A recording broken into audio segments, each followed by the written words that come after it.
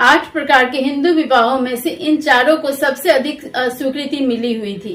पहला, लड़की के पिता अभिभावक द्वारा किसी सुशील और विद्वान वर को बुलाकर सत्कार और पूजन कर अपनी कन्या सौंपना यानी ब्रह्म विवाह। दूसरा, दैव कार्य यानी यज्ञ कार्य में लगे पुरोहित को अपनी कन्या देना दैव विवाह कहलाता था। तीसरा, गाय और बैल की 1 या 2 जोड़ी लेकर अभिभावक द्वारा अपनी पुत्री देना आर्ष विवाह कहलाता था। चौथा, वर कन्या का पूजन कर तुम दोनों साथ धर्माचरण करो ऐसा कहकर किया जाने वाला विवाह प्रजापात्य विवाह कहलाता था। वर्तमान में जो हिंदू विवाह का रूप हम देखते हैं वह वास्तव में प्रजापात्य विवाह के ही रूप होते हैं।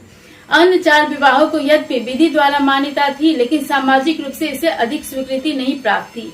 ये थे बिना अभिभावक की अनुमति से किया जाने वाला प्रेम विवाह, जिसे गंधर्व विवाह कहते थे। वर पक्ष से धन लेकर किया जाने वाला असुर विवाह।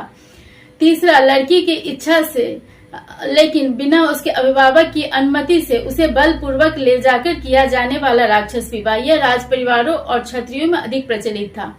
सबसे बुरा माना जाता था पिशाच विवाह, जो वास्तविक आशय में दुष्कर्म होता था, लेकिन नीतिकारों ने इसे विवाह की श्रेणी में इसलिए रखा था ताकि लड़की को उसका विधिक अधिकार, पत्नी होने का जो विधिक अधिकार होता है वो, और सामाजिक सम्मान दिलाया जा सके।